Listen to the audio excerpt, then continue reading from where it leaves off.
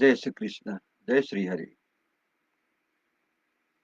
आज हम श्री हरिवंश पुराण को 75औं दिन में 22औं अध्याय को बाँकी भागलाई अगाडि बढाउँदैछु।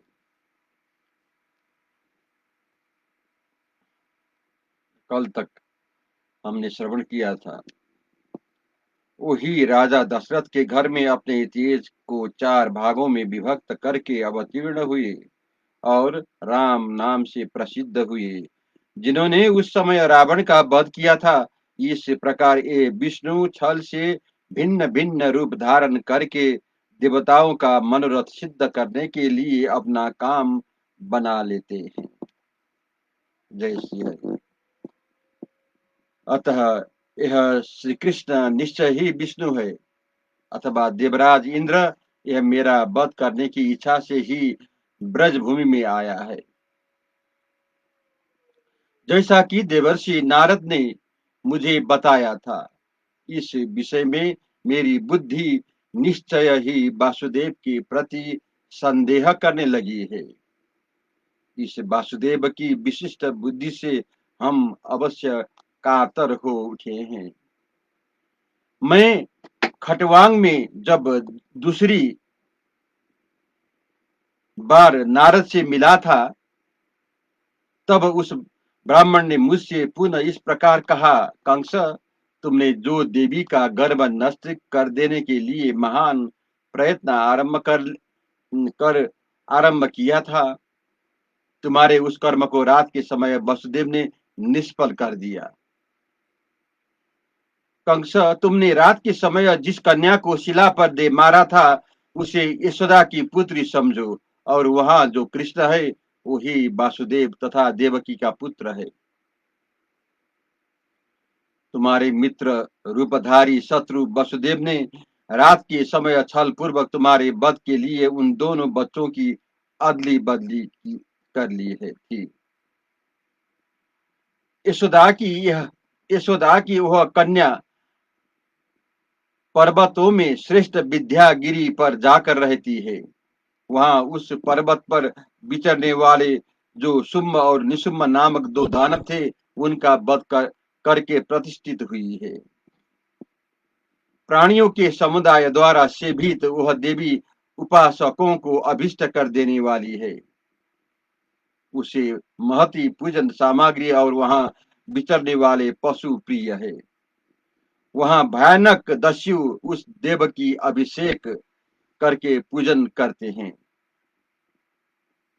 वह मधु तथा फल के गुदों से भरे हुए 2 कलशों से सुशोभित होती है। मोर पंख के बने हुए विचित्र भुजदंड तथा मोरों की पंख से ही बनाए गए दूसरे दूसरे आभूषण उस देवी के अलंकार है।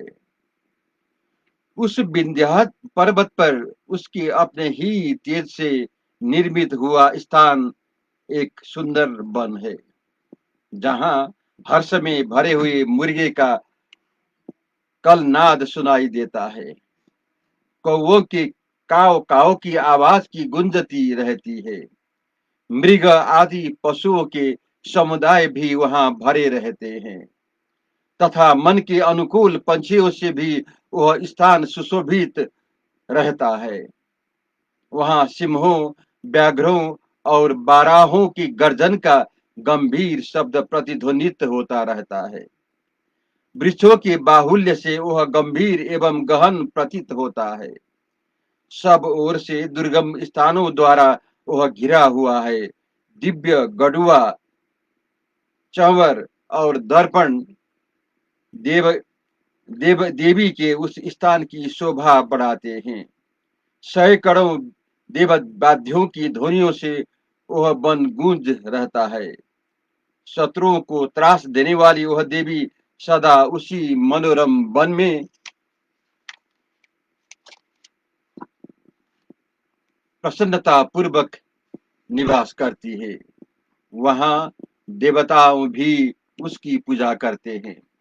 यह कृष्णा नाम से प्रसिद्ध जो नंद गोप का पुत्र बताया जाता है, उसके विषय में नारद जी ने मुझसे कहा है कि ब्रज में जो पुतना वध आदि बड़े बड़े कर्म हो रहे हैं, उनका प्रधान कारण वही है।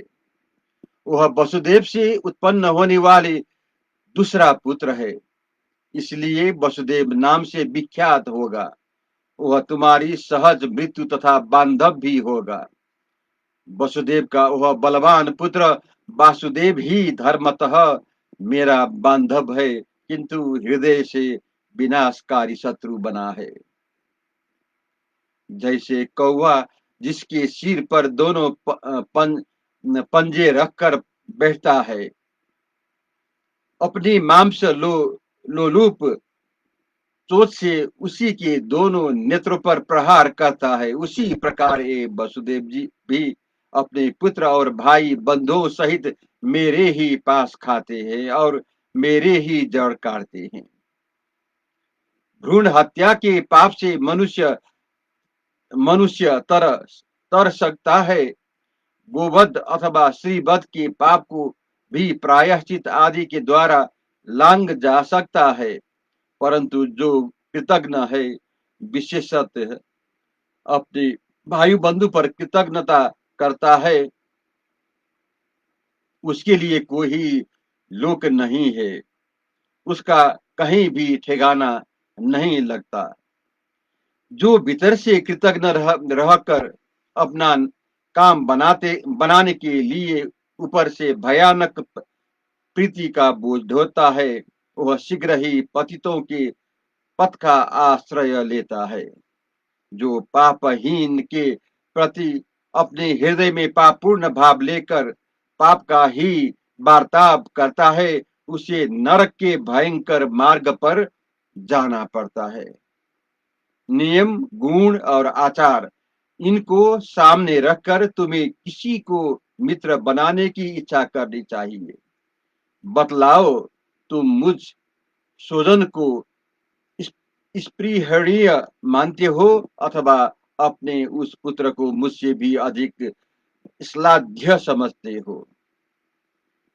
हाथियों में भयंकर युद्ध छिड़ जाने पर घास पात और लता बेले नष्ट होती है। फिर युद्ध का विराम होने पर वे हाथी उस महान वन में साथ साथ खाते पीते हैं। उसी प्रकार भाई बंधुओं में भेद उपस्थित होने पर जो छिद्र ढूंढने वाला होता है, वही मारा जाता है, भले ही वह स्वजन हो या और कोई। वसुदेव, तुम इस कुल के काल हो। मैंने अपने विनाश विनाश के लिए ही तुम्हें जानबूझकर पाला पोसा है, तभी तो तुम मुझसे अत्यंत विरोध बढ़ा रहे हो। ओ मूढ़, तुम अमर्षशील अर्थात असहिष्णु हो और स्वभावत बैर रखने वाले हो। तुम्हारी बुद्धि सदा पाप में ही लगी रहती है। तुम सठ हो। तुमने जो इस यदुकुल की शोचनीय अवस्था कर दी है, वह उचित ही है। बूढ़े वासुदेव, मैंने जो तुम्हें पुरस्कृत किया, सदा अगुआ बनाकर रखा, वह सब व्यर्थ हो गया। सिर के बाल सफेद हो जाए और 100 वर्षों की आयु हो जाए, इतने से ही कोई वृद्ध नहीं हो सकता। जिसकी बुद्धि परिपक्व हो, वही मनुष्य में वृद्धतर श्रेष्ठतम या बड़ा बुरा माना गया है। तुम्हारा स्वभाव तो कर्कश क्रूर है। तुम बुद्धि से भी बहुत श्रुत, अधिक बातों के जानकार नहीं हो। शरद ऋतु के बादल की भांति केवल अवस्था में ही बूढ़े हो, अनुभव में नहीं। इतना ही नहीं, व्यर्थ बुद्धि रखने वाले वसुदेव, तुम यह अच्छी तरह समझने लगे हो कि कंस के मार जाने पर मेरा बेटा मथुरा का पालन करेगा, वही यहाँ का राजा होगा। परंतु तुम्हारी यह आशा छिन्न भिन्न हो जाएगी। तुम व्यर्थ ही बूढ़े हुए। तुमने झूठे ही ऐसा विचार किया। अरे, जो मेरे सामने प्रतिद्वंदी बनकर खड़ा हो, उसके विषय में यह समझना चाहिए कि वह जीवित रहना नहीं चाहता। मैंने सदा तुम्हारा विश्वास किया और तुमने दुष्टता पूर्ण चित्त से मुझ पर प्रहार करने की अभिलाषा की। इसका बदलाव मैं तुम्हारे दोनों पुत्र से लूंगा और तुम उसे अपनी आंखों देखोगे। मैंने पहले कभी भी किसी बूढ़े का, ब्राह्मण का अथवा स्त्री का वध नहीं किया है, तथा न आगे ही ऐसा करूंगा। विशेषतः अपने बंधु बांधव पर तो मैं हाथ उठाऊंगा ही नहीं। वसुदेव, तुम यही यही पैदा हुए, यही बड़े, और मेरे पिता ने ही तुम्हें पाल पोस कर बड़ा किया। तुम मेरे चचेरी बहिनी के पति हो और यदुवंशियों में सर्वश्रेष्ठ गुरु रूप माने जाते हो। चक्रवर्तियों के सुविख्यात एवं महान कुल में तुम्हारा जन्म हुआ। तुम स्वयं भी प्रसिद्ध हो तथा धर्म विषयक बुद्धि रखने वाले श्रेष्ठ महापुरुष में पुरुषों ने उसी गौरव के कारण तुम्हारा पूजन आदर सत्कार किया है। तुम यदुवंशियों के समुदाय में मुख्य हो। जब तुम्हारा आचार व्यवहार ऐसा है तो औरों का क्या कहा जाए।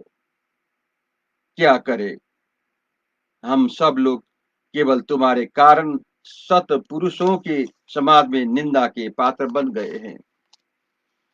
वसुदेव की दुर्नीति से मेरा वध हो अथवा विजय, आज से यदुकुल के पुरुष सज्जनों के समाज में अपना मुंह ढक कर जाएंगे।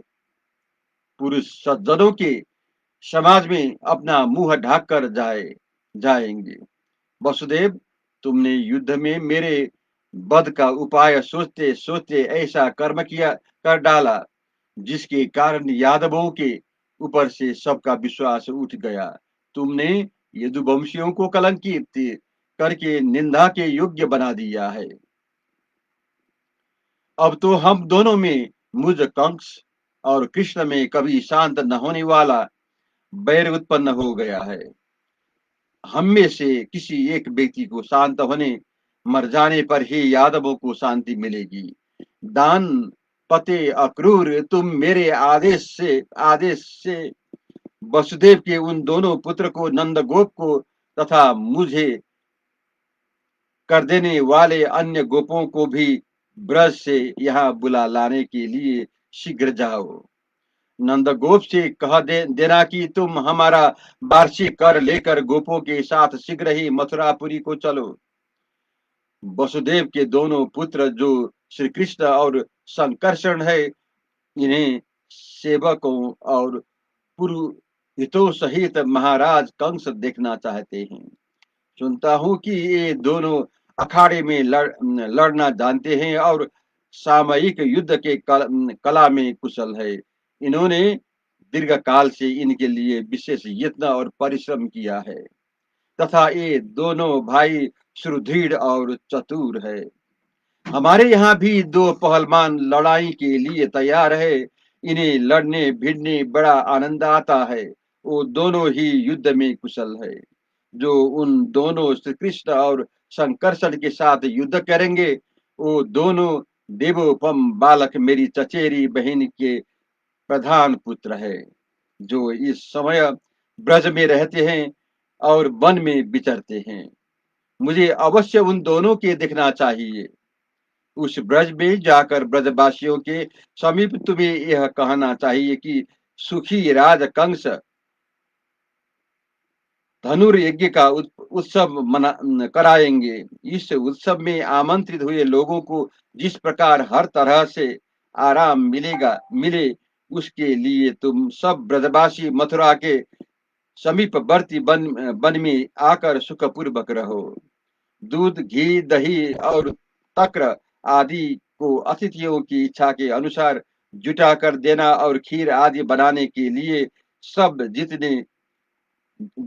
जितने दूध की आग पर रखना आवश्यक हो, तब तब उस आवश्यकता की पूर्ति के लिए पर्याप्त दूध प्रस्तुत करना।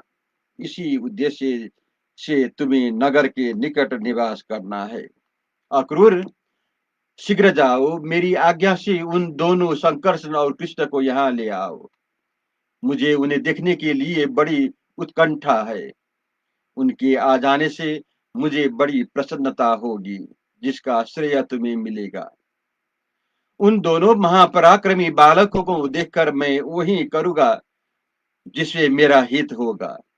मेरी यह आज्ञा, यह बातें सुनकर यदि वो दोनों यहाँ ठीक समय पर आने के तैयार ना हो, तो मेरी राय में वे बंदी बना लेने के भी योग्य है, अर्थात तुम उन्हें कैद करके भी ला सकते हो।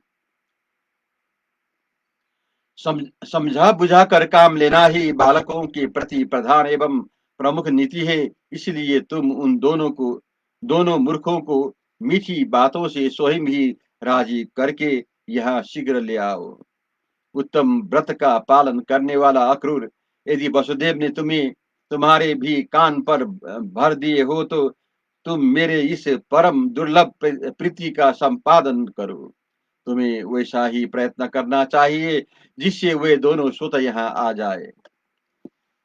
कंस के इस प्रकार आक्षेप करने पर भी वसुओं के समान शक्तिशाली वसुदेव ने अपने समुद्र जैसे हृदय को क्षुब्ध या कंपित नहीं होने दिया। उसे धैर्य पूर्वक काबू में रखा। अदूरदर्शी कंस ने उन्हें बागबाणों से बार बार घायल किया, फिर भी उन्होंने मन में क्षमा भाव रखकर उसे उसकी बातों का कोई उत्तर नहीं दिया। जिन लोगों ने वहां वसुदेव जी पर बारंबार आक्षेप होता देखा, वे अपना मुंह नीचे किए धीरे धीरे अनेक बार बोल उठे कि धिक्कार है, धिक्कार है। महा तेजस्वी अक्रूर अपनी दिव्य दृष्टि से सब कुछ जानते थे कि भगवान श्री कृष्ण कौन है और किसके लिए अवतीर्ण हुए है। अतः जैसे प्यासा मनुष्य पानी को देखते ही प्रसन्न हो उठता है, उसी प्रकार उन्हें कंस के भेजने पर बड़ी प्रसन्नता अनुभव हुआ। दानपति अक्रूर मन ही मन प्रसन्न हो स्वयं जाकर कमल नयन श्री कृष्ण का दर्शन करने के लिए उसी मुहूर्त में मथुरा निकल पड़े। जय श्री कृष्ण।